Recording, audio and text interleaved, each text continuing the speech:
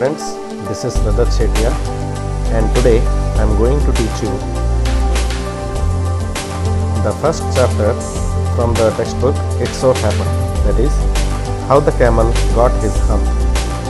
This chapter has been written by Mr. Rudyard Kipling.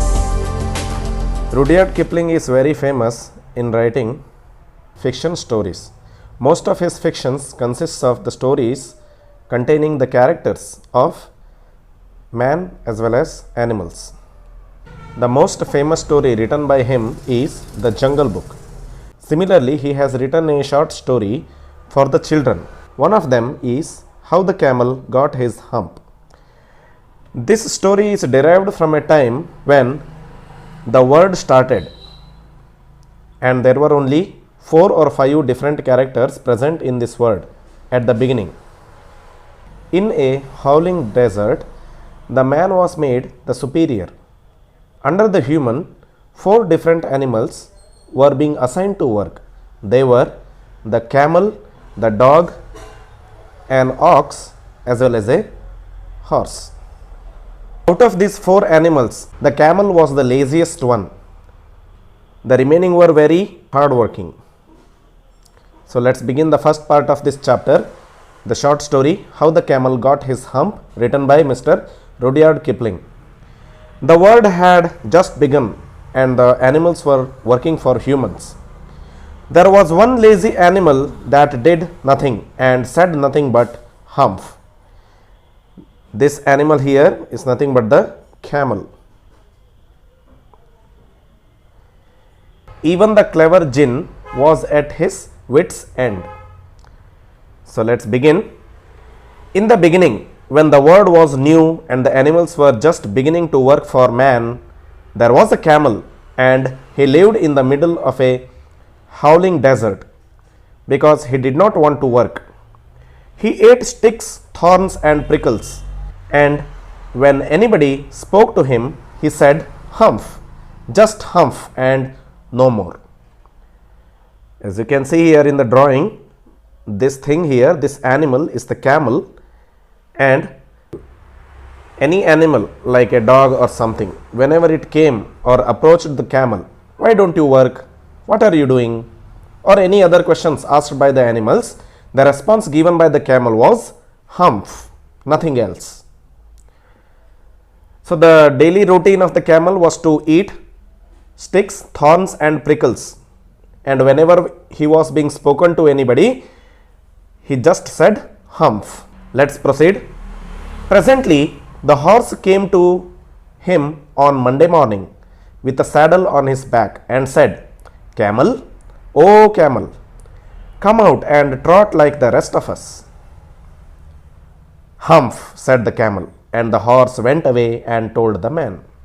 When the horse came to the camel wearing his saddle, and it told to the camel, come work with us, come trot with us. Then the camel said humph, nothing else. Here there are 2 words which you need to go through. One is saddle. Saddle is a seat made from leather which is used to make the rider of the horse comfortable while sitting upon a horse. And another one is trot. The meaning of trot is to run faster from one place to another place. So the work of trotting was being assigned to the horse. When the horse got the comment by the camel as humph, the camel was little disappointed and it went to the man in order to complain against the camel. Let's continue. Presently, the dog came to him with a stick in his mouth and said, Camel, oh camel, come and fetch and carry like the rest of us. So the camel said humph, and the dog went away and told the man. The next animal who arrived to the camel was the ox. Presently the ox came to him with the yoke on his neck and said, Camel, oh camel, come and fluff like the rest of us. Humph, said the camel, and The ox went away and told the man. As you can see here in this drawing, all three animals, the horse, ox and the dog, they have been summoned to the man here. So he is made the superior of this desert. So all of them came to him and complained about the camel. At the end of the day, the man called the horse and the dog and the ox together and said, 303, I am very sorry for you. But that humph thing in the desert can't work, or he would have been here by now. So I am going to leave him alone, and you must work double time to make up for it. So whatever work was not being done by the camel, now that amount of burden was being put on the heads of these three animals. So these three animals started to blame upon the camel, because the work of the camel must be done by these three animals now. So as ordered by the man, they started to work double time. That made the three very angry, and they held a panchayat on the edge of the desert. And the camel came chewing cud and laughed at them. Then he said, humph, and went away again. Presently, there came along the jinn who was in charge of all deserts, rolling in the cloud of dust. As you can see here in this particular drawing, all three animals visited the in charge of the desert. That person is jinn. This person here, he is a superior being. He is just like a strange smoke, a person made by a strange smoke who has magical powers. Using his magic, he can do anything he wants.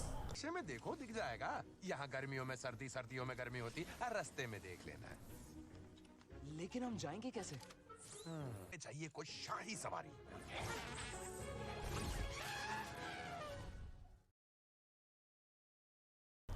Jinn of all deserts, is it right for anyone to be idle? The horse asked an obedient question. Is it right for any animal to sit quiet without doing any work? So the jinn replied, certainly not. To which the horse continued, well, there is a thing in the middle of your desert with a long neck and long legs, and he hasn't done a stroke of work since Monday morning. He won't trot.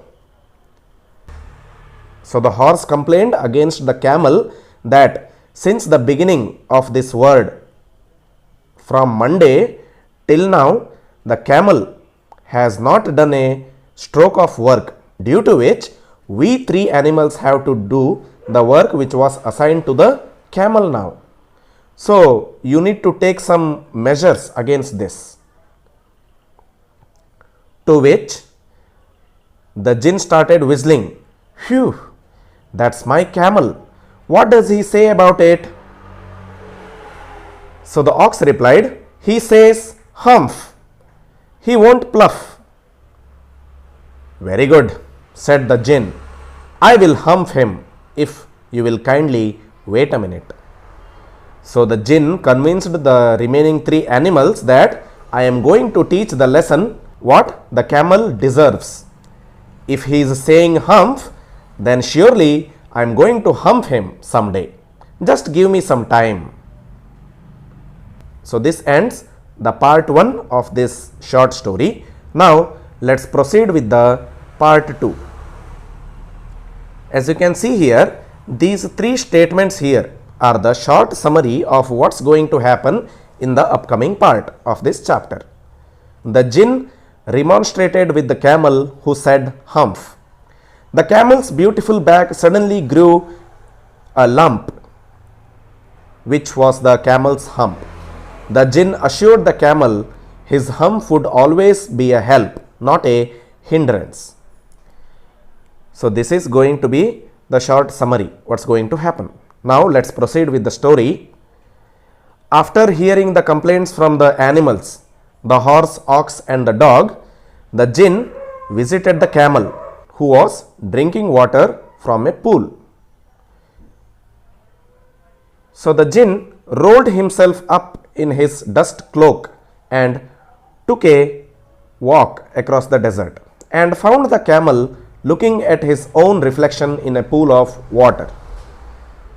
Here, the word cloak is like a dress made from dust, as mentioned here. So the jinn is wearing some kind of a dusty cloak or a dress which is going to cover him. So he decided to take a walk across the desert and he found the camel drinking water. So he started, "My friend, what's this I hear of your doing no work? I heard a complaint against you," he said. "And the complaint is that from last 3 days you haven't done a bit of work. So what's the matter with you?"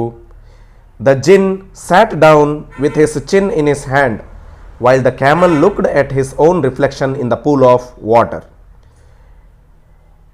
When jinn got no reply from the camel, he continued, "You have given the 3 extra work ever since Monday morning, all on account of your idleness," said the jinn, and he went on thinking with his chin in his hand. So he explained to the camel that the work which was meant to be done by you, due to the reason you are sitting idle here in the middle of the desert, the 3 other animals had to do the work which was assigned to you. So that's not fair. The jinn said, "I am offering you a chance to correct your mistakes. Right now, I want you to go and start working." But the camel said, as usual, "Humph." So right now, jinn started to get angry. So he said, "I shouldn't say that again if I were you. You might say it once too often. I want you to work." So instead of saying humph every time, I want you to go to work. Do the work which was assigned to you. And the camel said humph in return again. But no sooner he had said it than he saw his back that he was so proud of puffing up into a great big humph. Puffing means to grow. A small amount of muscle upon the back of the camel started to grow to become a great big hump. Getting irritated by the same word, the jinn gave a punishment to the camel.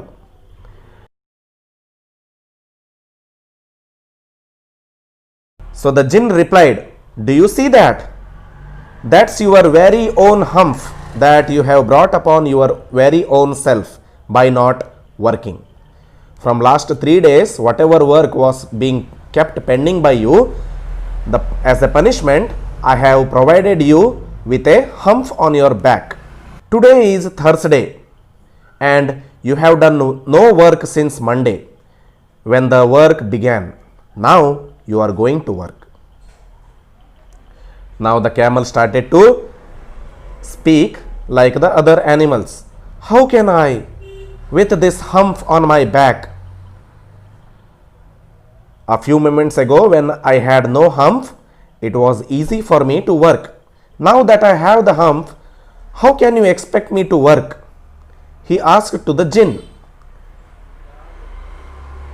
To which the jinn replied, "So this hump which was being given to you on your back, it has a purpose. It is not a useless thing." "And what is it?" the jinn continued. "All because you missed those 3 days. From now on, you will be able to work for 3 days without eating because you can live on your hump. And don't you ever say, 'I never did anything for you.' Come out of the desert and go to the tree and behave." When the jinn gave the warning to the camel, even after hearing the warning, it continued to show attitude. And it said humph. As a result, the camel got a humph on its back. So what was the purpose of that humph? The camel, without eating anything, can live by absorbing the fat which has been stored in this humph. So at last the jinn ordered the camel to go out in the desert and work with the other three and to behave. And the camel went away to join the three, and from that day to this, the camel always wears a hump. But he has never yet caught up with the 3 days that he missed at the beginning of the word, and he has never yet learned how to behave.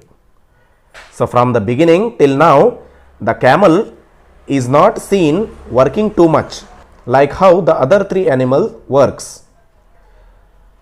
So, this hump was proved to be very useful to the camel. Now, the camel can survive without eating anything for almost 3 or 4 days.